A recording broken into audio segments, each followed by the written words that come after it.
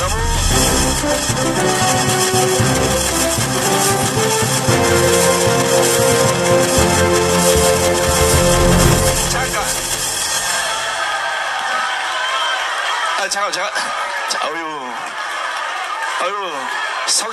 자, 잠깐만요. 소개를 안 하고 내려갈까 하다가 여러분들이 모르는 게 있을까 싶어서 제가 짧게 한번 소개하겠습니다. 괜찮습니까? 물론 소개를 안 해도 대한민국의 이분을 모르시면 바보죠. 자, 학창시절에 하늘에는 영광 땅에는 평화라는 가훈을 직접 작성할 정도로 신앙심이 매우 깊으신 분입니다. 대입학력고사 전국수석, 서울대 법대 수석, 사법고시 수석, 전설의 3수석의 타이틀을 갖고 계신 엘리트 정치인이십니다. 국회의원과 지방자치단체장을 역임하시고 지금 국토부 장관 자리에 계시는 대한민국의 희망 천재 장관 원희룡 국토부 장관님의 신앙 간증을 기립박수로 듣겠습니다.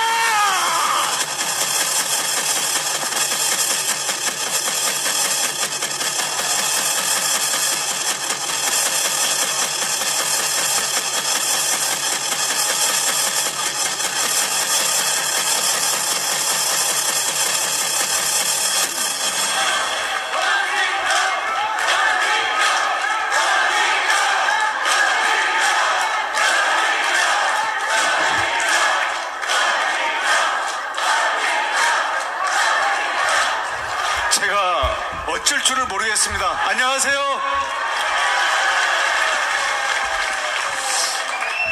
오늘 장관 명단이 발표가 됐는데요. 오늘 국토부 첫 장관으로서의 임기를 마치는 발표를 받고 지금 여러분들을 뵈러 온 게 이게 처음 일정입니다.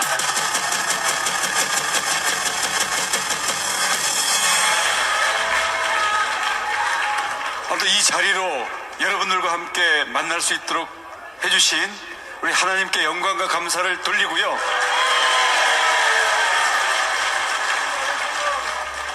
이제 앞으로 제가 어떤 길을, 어떤 역할을 해야 될지 모르겠습니다만은 여러분들과 함께 기도하면서 손잡고 가겠습니다.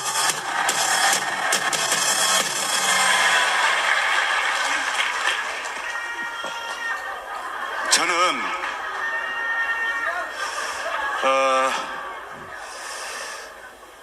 유산을 크게 물려받았는데요. 돈은 아닙니다. 돈은 한 푼도 못 받았고요. 대신 유산으로 신앙을 물려받았습니다.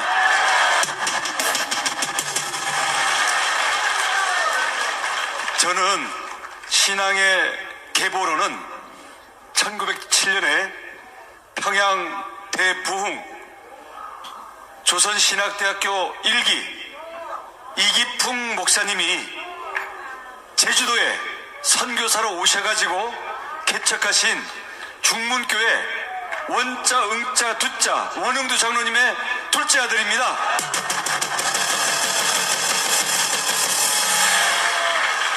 제가 태어나던 1964년에 원장로님은 나이 30살이셨습니다. 근데 제가 태어나던 해에 장로가 되셨고 지금도 어머니 아버지 건강하게 살아 계시는데요. 70세 때 장로 은퇴하고 지금 90세 될 때까지 평생 새벽기도를 멈추지 않으신 분입니다. 초등학교 때 학교에서 가훈을 써오라고 했습니다. 아니 뭐 시골에 그런 게 어디 있습니까? 그래서 집에 와서 아버지 우리 집 가훈이 뭡니까? 아버지가 한참 생각하시더니 하늘엔 영광 땅에는 평화 써서 갔죠. 무슨 가훈이 일어나는 거예요.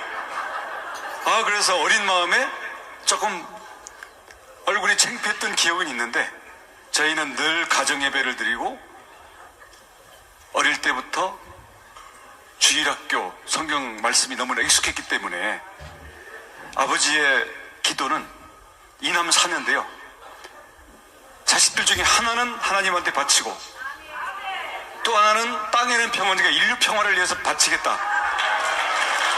꿈이 너무 크셨습니다. 제가 둘째거든요. 저희 형이 목사가 되셨습니다. 아마 우리 형님이 다른 길로 갔으면 제가 목사가 되는 거였습니다. 왜냐하면 한 사람은 하나님한테 바치겠다고 했기 때문에. 그런데 돈은 안 벌리더라고요. 평생 농사만 그냥 허리 꼬부라지도록, 대신 유기농 감귤은 잘 지어가지고 요즘도 맛있게 열리기 때문에 여기 계신 분들 중에 혹시 몇 분은 저희 우리 장로님이 보내신 귤을 드신 분이 계신지도 모르겠는데 맛이 좀 없더라도 좀 참고 먹어주십시오.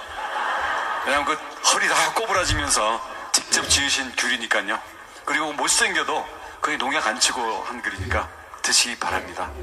그래서 저는 어릴 때부터 우리 아버지께서 재산은 못 물려주지만 나중에 반드시 내가 물려준 신앙 때문에 크게 인생에 도움받는 날이 올 것이다. 그래서 저는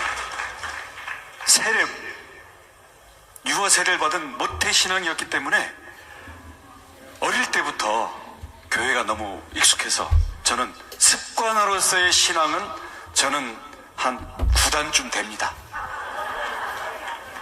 근데 여러분 아시잖아요. 신앙의 모양은 있는데, 경건의 모양은 있는데 뜨거움이 없으면 경건의 능력이 없잖아요. 습관으로만 반복되는 신앙은 어떤 때는 도망가고 싶기도 하고요. 왜냐하면 세상 사람들 재미있는 거 다 하는데 우리만 못해. 그런 것 때문에 사실 벗어나고 싶은 마음도 어린 마음에 있었고요. 그러다가 이제 또 죽게 생기면 교회를 가죠. 저는 36살에 국회의원 한나라당으로 시작을 했는데 선거할 때마다 이게 무슨 탄핵이 벌어지고 무슨 사건이 일어나면서 선거 때마다 힘든 거예요. 그러면 갑자기 교회 새벽 기도를 열심히 나갑니다. 그러면 목사님께서 강하고 담대하라. 그러면 선거에 당선되려고 강하고 담대한 마음을 얻으려고 열심히 교회를 가는데 또 선거 당선되고 나면 어느새 흐지부지해져가지고 늘 표 얻으러 교회는 가긴 하지만 마음속에 뜨거움이 없는 거예요. 그러다가 제가 제주도 지사를 2014년에 갔는데 가자마자 큰 시험이 닥쳐왔습니다. 제주도 의회 조례로 한라산 산신제를 제주도지사가 재관이 돼서 돋보 다 입고 제사를 지내야 되는 거예요. 법이 그렇게 돼 있는 거예요. 그래서 정말 고민을 많이 했죠. 제가 누굽니까? 이기풍 선교사가 세운 교회에 원장로 둘째 아들인데 거기다가 솔직한 말로는 어디 저 멀리 누가 쳐다보지도 않는 데 같았으면 몰래 살짝 어떻게 모면하려고 했을지도 모르겠는데 제주도지사로 전국에 방송이 되는 한라산 산신제에 제가 재관이 돼야 되는 거예요. 이거 너무나 어려운 상황이더라고요. 그래서 장로님들한테 여쭤봤어요. 정치하시는 장로님들은 이런 분들도 계시더라고요. 그건 문화다, 신앙이 아니고. 그래서 제주도민들을 편안하게 해주는 게 좋다, 이런 분들도 계시고, 또 어떤 분들은 아니 안 그래도 제주도가 미신과 우상이 많은 곳인데 다른 사람도 아니고 원장로 둘째 아들 그리고 교회에서 믿고 밀어줘가지고 지사가 됐는데 그걸 맨 앞에서부터 쓰러지면 어떡하느냐. 근데 저희 아버지 장로님 그리고 저희 주문교회 목사님 그렇게 기도를 며칠 하는 가운데 누가 그렇게 말씀을 하시더라고요. 일제시대 때도 똑같은 일이 있었다. 신사참배가 그때는 이거는 국민의 행사지, 국가의 행사지, 이건 신앙과 관계가 없다 라고 하면서 신사참배만 하면 그 교인들 모두 풀어주고 탄압을 하지 않겠다라는 게 있었는데, 사실 당시 주기철 목사님께서 순교를 하셨잖아요. 그래서 아니 그 쇠못이 박혀있는 걸로 걸어가라는 그 고문도 다 우리 신앙의 선배들이 다치고 갔는데, 그 절하는 거 이거 생각해보니까 별거 아닌 거예요. 아유, 도지사 안 하면 말지 뭐. 왜냐면 탄핵당할 수 있으니까. 그래서 이것 때문에 제주도민들이 도지사 그만하라 그러면 도지사 그만할 각오를 딱 하고, 대신 일반 사람들이 뭐 제가 미워서 그러는 건 아니잖아요. 자, 그럼 이건 부지사가 하도록 한다. 예산은 다 지원해준다. 문하라 그러니. 하지만 나는 신앙이니 나는 못한다. 그래가지고 사실 그 방송에 내려고 한 것도 아니고 저는 천막에서 구경하고요. 대신 예의를 지키면서 구경하고 있고 부지사가 다 했는데, 이거를 그 좀 고약한 언론에서 저를 비난하려고 그걸 대문짝만하게 신문에다 일면 사진으로 낸 거예요. 이렇게 고집불통 도지사가 자기 잘난 그걸로 독선의 도지사다 이렇게 했는데, 제주도에서는 비난을 받았는데 전국의 목사님들께서 전화를 보내주셔가지고요. 그래서 아마 그때부터 아침에 기도재단에서 저와 우리 제주도를 위해서 기도해 주시는 우리 성도님들과 목사님들이 많이 생겨나지 않았나. 그래서 그 후부터는 저도 알 수 없는 힘에 의해서 제가 도움을 받는 그런 느낌을 자주자주 하고는 합니다. 근데 그게 딱 끝나고 나서 도의회에 이제 불려갔잖아요.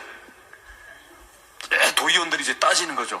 당신은 왜 이렇게 독단적이고 종교와 정치가 분리가 되게 돼 있는데 도지사로서 이 의무를 딱 안 했으니 이거를 처벌을 하겠다. 그래서 근데 싸우는 것도 좋지만 싸워서는 설득이 안 되잖아요. 그러면 방법은 이제 동정표, 눈물, 불쌍해 보이는 것밖에 없죠. 제가 우리 아버지가, 어머니가 중학교도 못 나오고 어머니는 초등학교도 못 나오고 평생 농사만 짓고 돈 한 푼 지금도 나한테 단돈 100만 원도 물려줄 돈이 없으신 분들 여러분 다 아시지 않냐. 근데 이분들은 20대 초반에 죽을 병 걸렸다가 살아나서 그래도 지질 고생만 하면서도 평생 새벽기도 하면서 이 길을 왔는데, 아들한테 이미 물려준 유언이 10계명을 지키라는 건데 거기에 절하지 말라고 했는데, 아니 여러분들이라면 그런 아버지 유일한 유언을 도지사가 하려고 해야 되겠냐? 나에게 효도할 수 있는 마지막 기회라고 생각하고 좀 봐주면 안 되겠냐?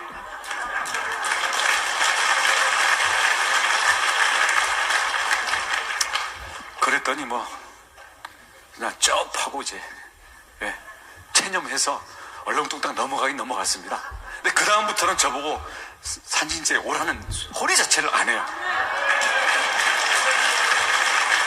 그래서 사실 저는 그때까지도 제가 이렇게 막 어울리는 사람들, 또 세상에 막 즐거운 자리들이 있으면 제가 기독교라는 걸 살짝 숨기고 티 안 내고 이렇게 됐는데, 그때는 이미 전국에 이게 다 방송이 돼버렸기 때문에 이제는 어디 가서 제가 크리스찬이 아니라고 할 수가 없는 거예요. 게다가 이제 성경을 읽고 말씀을 드리면서 저도 오늘 이렇게 간증을 온 게, 자, 복음을 부끄러워하지 말라.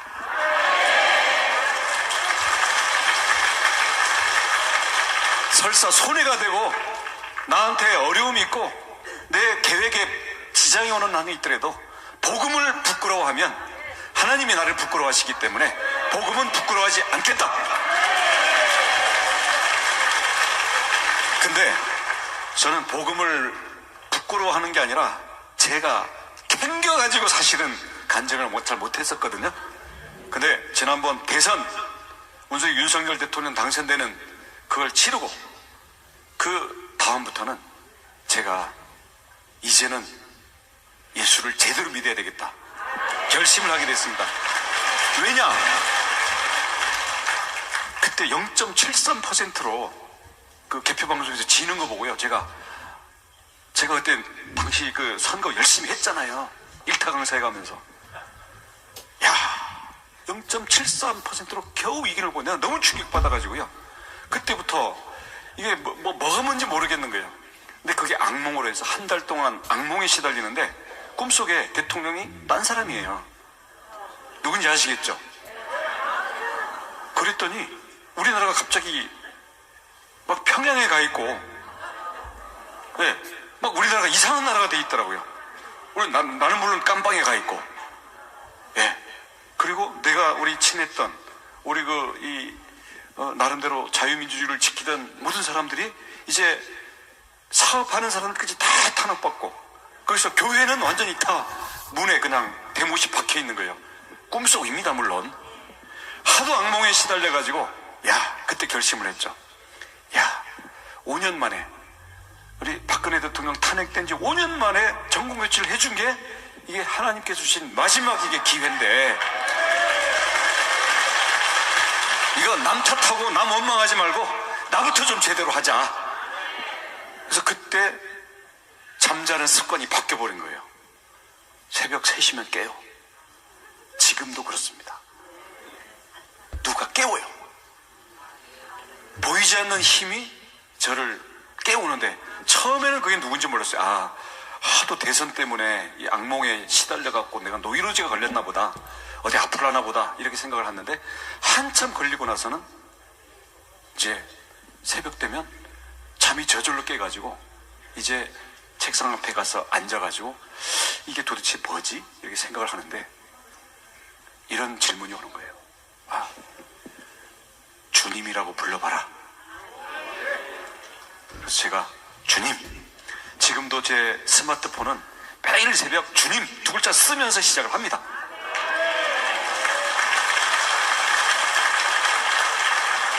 근데 제가 주님이라고 외치면 너는 정말 나를 주로 모시느냐? 그럼요. 근데 그 물음이 매일매일 계속되니까 제가 생각을 더 하게 되는 거예요. 그럼 나는 모태신앙이고, 나는 그래도 제법 그럴듯한 신앙생활을 해왔고, 제가 어디 특별히 나쁜 짓도 좀 하긴 했습니다만은 많이는 안 한 것 같고, 그런데 주님이란 게 도대체 뭐냐? 근데 이제 하나하나 이제 생각을 하기 시작하는데 이게 보통 문제가 아닌 거예요. 그래서 첫 번째로는 주님이라는 거는 주인이라는 얘기 아닙니까? 나의 주인일 뿐만 아니라 이 우주의 주인인 거예요. 모든 걸 만드신 거예요. 그리고 나의 뼈, 근육, 혈관, 신경, 눈, 귀, 코, 내 마음, 심지어는 내 안에 못된 나의 성질머리까지도 다 만드신 거예요. 내 사랑하는 아내, 우리 자녀들, 우리 아버지, 장로님 다, 우리 여러분 이 자리에 있는 모든 인간 피조물들까지 다 만드신 건데, 그럼 만들어줬으니까 끝이다 이게 아니고 너는 나의 것이다. 주님의 소유인 거죠. 그러면 주님의 소유이기 때문에 주님이 주신 거를 다시 나를 위해서 바쳐라. 그럴 때는 바쳐야 되는 거죠. 왜냐? 주인이 주님이기 때문에. 근데 그게 나의 재산, 나의 명예, 나의 정치적인 지위, 그리고 내가 편안함을 추구하는 거, 내가 먹고 마시고 자고 하는 모든 게 결국은 주인이 주님이라는 걸 실감하게 되니까 이게 보통 문제가 아닌 거고요. 제가 완전히 그래서 아침마다 주님이라고 부르는 게 이게 보통 일이 아니구나. 제가 고스란히 다 바칠 수 있는, 다 드릴 수 있는 그 마음을 가져야 되는구나. 그 기도를 매일매일 하고 있습니다. 근데 이건 아무것도 안 해요. 그거는 기도 속에 들어가면 되는데, 하나님께서 지으셨는데 내가 왜 이 모양일까? 왜 우리는 죄인일까? 그 문제에 부닥치게 되는 거예요. 죄라는 게 뭐 깜빵 갈 죄도 있고요, 우리 마음속에 나쁜 생각만 하는 죄도 있고요. 근데 나쁜 생각 안 하고 아주 좋은 위인들도 다 죄인이라고 우리 성경에서 얘기하잖아요. 원죄잖아요. 아담과 이브 때부터 온, 하와 때부터 온 원죄인데 그게 뭘까? 그래서 저는 그 죄의 문제에 대해서 한참 고민과 기도를 많이 했습니다. 네, 가르쳐 주셨어요. 죄는 하나님이 사람을 만들 때 너무 사랑하셔가지고 기계나 노예로 만든 게 아니라 자발적으로 순종할 수 있는 선택권을 가진 의지와 욕구와 자아를 지닌 인간을 만들어 놓은 거예요. 사랑하셨기 때문에. 근데 문제는 뭐냐? 이렇게 자율권을 줘놨더니 자기라는 거는 자기 생각만 하는 거예요. 내 안에는 자기가 꽉 차 있고요, 또 나한테 주어진 이 육체라는 거, 주님의 전으로 주어진 이 육체가 자기 욕구 충족을 위해서 남의 것도 뺏고 뭐든지 절제하지 못하고 나는 그냥 무조건 욕구 충족을 하고 싶으니까 이 본성이 죄로 되는 거예요. 그래서 우리가 육체의 생명과 자기라는 자아를 가졌다는 것 자체가 죄니까 우리 이거를 중심으로 모셔버리면 하나님 위에 자기가 있고 하나님보다 앞에 자기 목표와 자기 계획이 가고 이게 죄다. 그렇게 보니까 저는 정말 시커먼 죄인인 거예요. 제 안에 너무 자기가 가득 차 있고 자기 계획으로 자기 위주로 살고 있고, 그러다 보니까 하나님으로부터 많이 멀어져 있고 내 안에 꽉 차 있는 것들이 이제는 물어보는 거죠. 하나님으로부터 온 것은 거룩한 것이고 하나님으로부터 오지 않은 것은 사단의 것이거나 정체불명의 수상한 것이죠. 그래서 제가 감옥에 갈 법을 어기지 않고 마음으로 나쁜 생각을 직접 하고 있지 않더라도 나는 바탕 자체가 시커먼 죄인이다라는 것을 인정하지 않을 수 없었고, 그렇게 되니까 이제는 주님한테 죄인이라는 것을 꿇어 엎드려가지고 이제 물어봐야 되는 거예요. 주님, 제 안에 있는 이 생각, 내 안에 있는 이 욕구, 내 안에 있는 이 어떤 힘, 이게 주님이 주신 겁니까? 아니면 자기 생각 때문에 나온 겁니까? 를 물어봐야 이제는 그에 대해서 내가 깨끗한지 아니면 내가 죄에 매여 있는지를 가리게 되면서 점점 예민해지게 되더라고요. 그래서 이거를 죄에 대해서 깊이 생각하게 되니까 죄에 대해서 예민해지고, 그러다 보니까 내가 잘나고 내가 하나님보다 위에 있을 그런 생각들에 대해서 제 스스로 많이 이제 눈물로 회개하고 내 스스로 자기를 치는 그런 시간들을 많이 갖게 되죠. 근데 이걸 시키시려고 새벽에 못 자게 계속 깨우시는 거예요. 이러다 보니까 제 내면에서부터 많은 변화가 오게 됩니다. 우선 제가 공부 잘했다 그러잖아요. 그러니까 똑똑할 것 같잖아요. 약간 그런 면이 있긴 있는데, 그러다 보니까 세상 어떤 일에 대한 판단이나 사람이 어떤 이런 잘못 같은 게 빨리빨리 눈에 들어와요. 비판적이라는 얘기죠. 어떤 때는 좀 내가 잘났다는 생각 때문에 내가 안다, 이런 어떤 자기 교만이 있을 수가 있는데, 주님께서 그러셨습니다. 너도 피조물, 다른 사람들도 피조물. 너도 사랑으로 지었지만 다른 사람들도 내가 너 못지않은 사랑으로 다 지었는데, 나도 심판하지 않는데 너가 무슨 자격으로 감히 인간들을, 이웃들을, 형제들을 네가 판단하느냐. 판단하지 말라. 그래서 그 기도를 한참 하고 나니까 갑자기 좀 안 입고 던 사람들이 괜히 예뻐 보이는 거예요. 얄미운 사람들 있잖아요.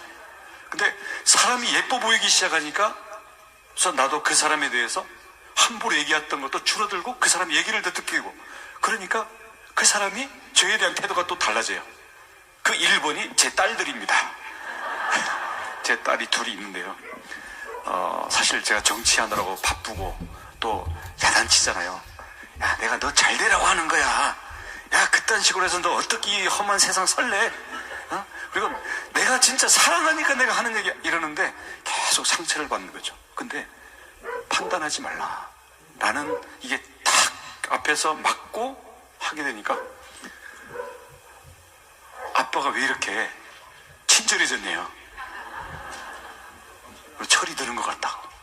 근데 그것뿐이겠습니까? 그래서 이런 것들을 이게 저를 변화시켜 주신 거니까 이거를 앞으로 모든 사람에게 적용을 해나가자, 이런 생각을 하고 있는데요.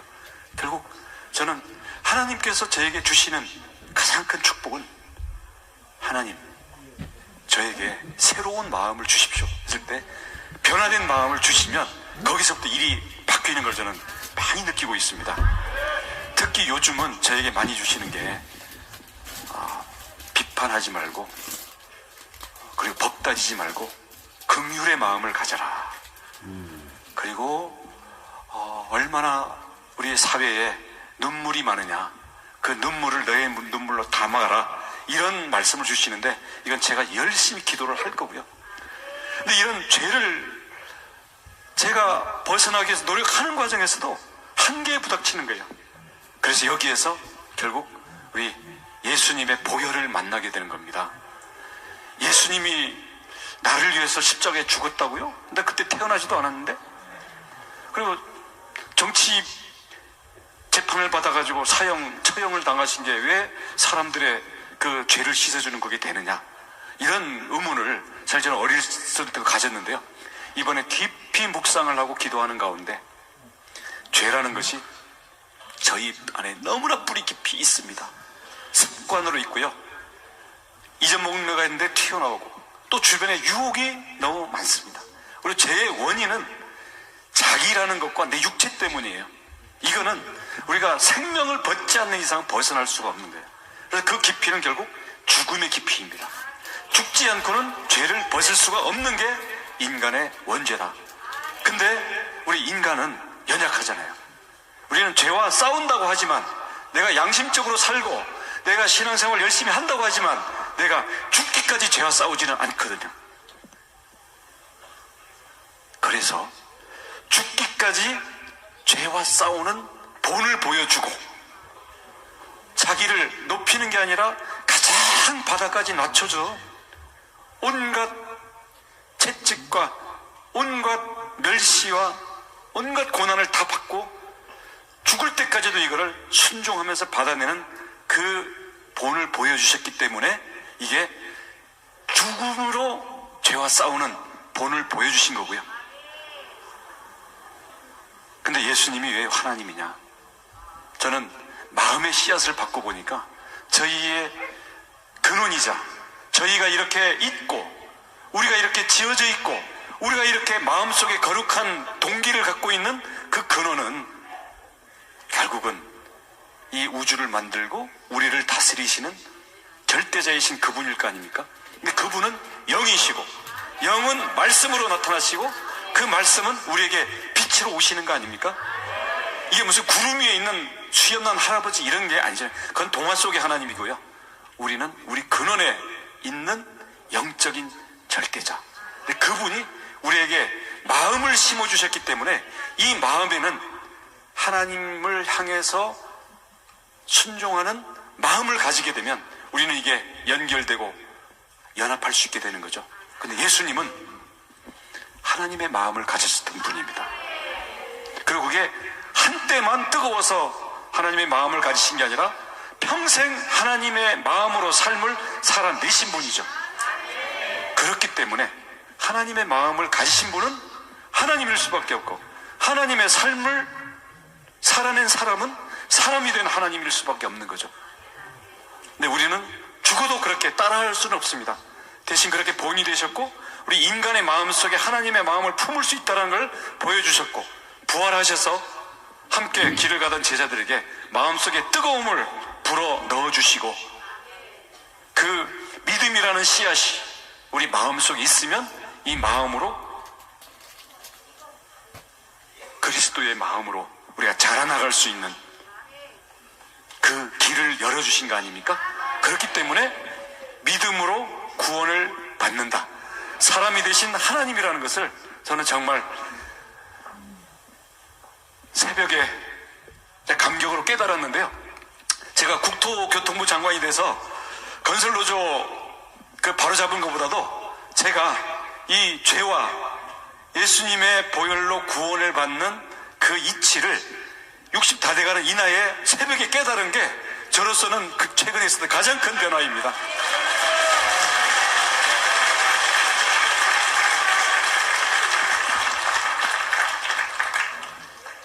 하나님은 우리 개인의 구원 누구에게나 다 심어주셨지만 우리는 또 대한민국이기도 합니다. 개인 구원으로 끝나면 안 됩니다. 왜냐?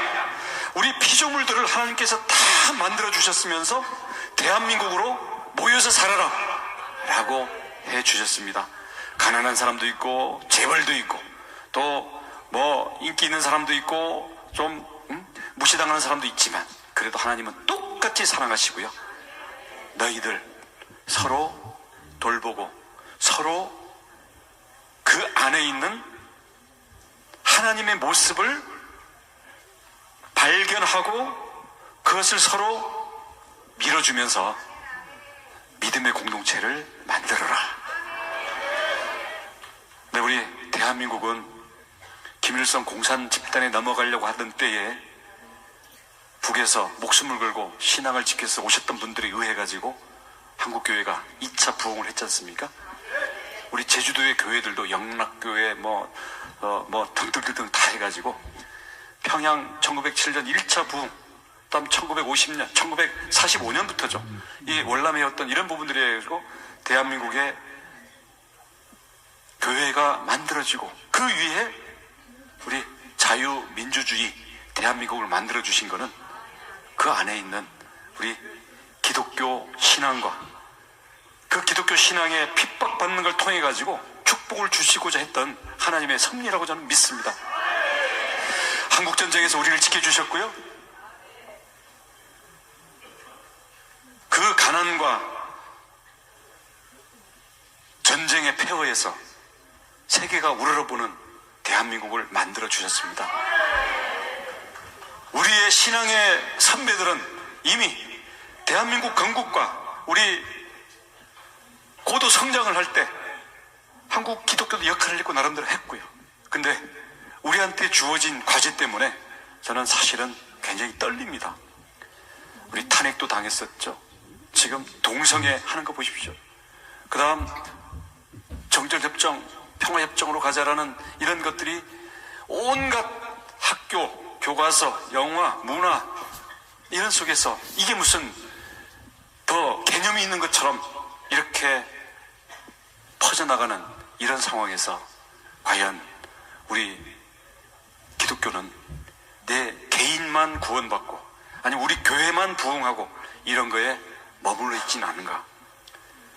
저는 기도하는 중에 우리 주님께서는 교회와 우리 마음속에 주의 마음의 성전만 지키라고 한 게 아니라 우리가 살고 있는 각각의 영역, 경제면 경제, 문화면 문화, 교육이면 교육, 정치면 정치, 아니면 지역 발전이면 지역 발전, 이게 모두 하나님께서 만드신 피조물이기 때문에 거기에서 하나님의 연기를 받은 우리들은 연합을 해서 하나님이 주신 세상을 거기서도 하나님의 빛을, 영광을 드러내는 쪽으로 우리가 만들어가는 데 참여를 해야 되는 거예요.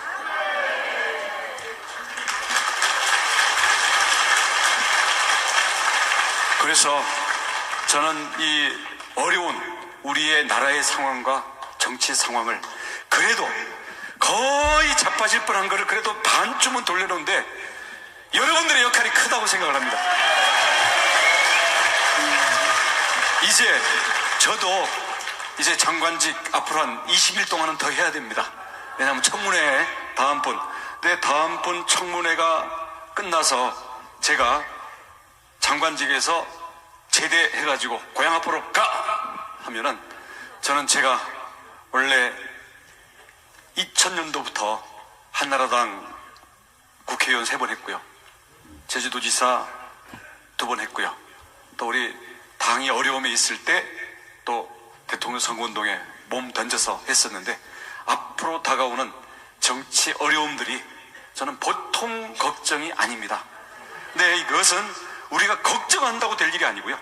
하나님께 무릎 꿇고 기도하고 우리의 지도자들이 하나님을 경외하고 두려워할 줄 알고 우리 국민들의 흩어진 마음을 하나로 모아서 대한민국이 자유, 복음, 통일로 나아가고 우리 대한민국이 영원히 깨끗한 나라로 갈 수 있는 그 힘을 만들어야만 우리가 하나님께서 우리에게 주신 은혜를 일부라도 갚을 수 있다고 생각합니다.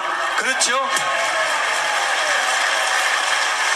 저는 복음을 부끄러워하지 않는다고 그랬던 것처럼 우리 공산화를 막고 자유대한민국을 만들었고 가난해서 우리 잘 사는 대한민국을 만들었던 그게 2번째 점프였다고 한다면 3번째 점프는 지금 공산주의와 이념에 의한 인간의 지배 그리고 인간의 우상 이걸 꿈꾸는 우리 북한과 주변의 이러한 기운들을 우리가 믿음으로 우리의 헌신으로 우리의 희생으로 이것을 이겨내고 자유, 복음, 통일을 이룰 뿐만 아니라 우리 사회에서도 국민 통합을 이뤄내고 전 세계에 이제는 우리가 가장 앞장서는 제사장 나라로서 빛을 발할 때가 왔다.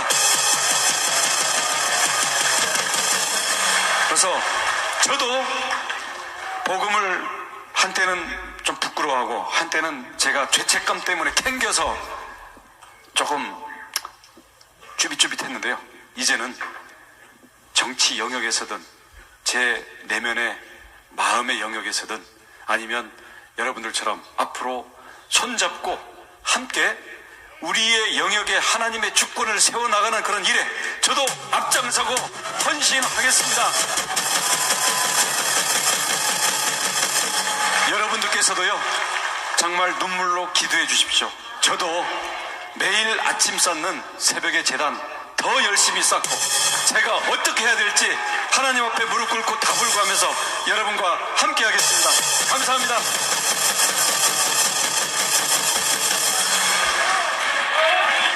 잠깐만요.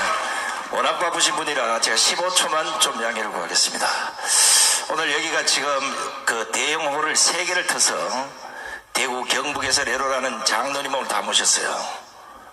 제가 뭐 선물을 드릴 걸 준비를 했어야 되는데 선물 줄 게 없어서 원희룡 장관님이 앞으로 어떤 일을 하면 좋겠는지를 제가 한번 물어보고 이게 선물이 됐으면 좋겠습니다. 제가 아까 대한민국의 희망으로 원희룡 장관님을 소개했습니다. 원희룡 장관님이 앞으로 20일 후에 국토부 장관 자리를 후임에 물려주고 대한민국을 위해서 어떤 일을 했으면 좋겠습니까? 뭐요? 크게 다시 말씀 안 드려도 알겠죠? 뭐 섞여가지고 뭔 말인지 잘 모르겠습니다. 자, 다시 한번 묻겠습니다. 원희룡 장관님이 앞으로 대한민국을 위해서 어떤 일을 했으면 좋겠습니까? 뭐라고요? 어휴, 저 입으로 얘기할 수가 없네 이게. 잘 안 들리죠? 네, 잘 안 들립니다. 안 들리네. 자, 대한민국은 3세분이 있습니다. 다시 한번 묻겠습니다. 원희룡 장관님이 앞으로 20일 후에 국토부 장관을 후임에게 물려주고 제주도로 갈지 어디로 갈지 잘 모르겠습니다만은 여러분께서는 원희룡 장관님이 앞으로 대한민국을 위해서 어떤 일을 하면 좋겠습니까? 잘 못 들었고요. 제가 뭐 자꾸 어디로 갈 거냐고 그러는데 저는 앞으로 다가오는 그 우리 국가의 운명이 걸린 일에서 그래도 제가 해야 될 일을 하겠습니다. 뭐냐면 딱 한 사람을 붙들어야 되거든요. 예. 우리 대한민국의 앞길을 가로막고 있는 걸림돌을 붙잡고 제가 헌신하고 희생하겠습니다. 자, 시간이 많으면 뭐 한 2시간 정도 간증을 들었으면 참 좋겠는데 워낙 바쁘신 분이라 이제 보내드려야 됩니다. 앞으로 신앙생활 더 뜨겁게 하시고 또 국가를 위해서 또 큰 일도 해주시고 무엇보다 건강하셔야 됩니다.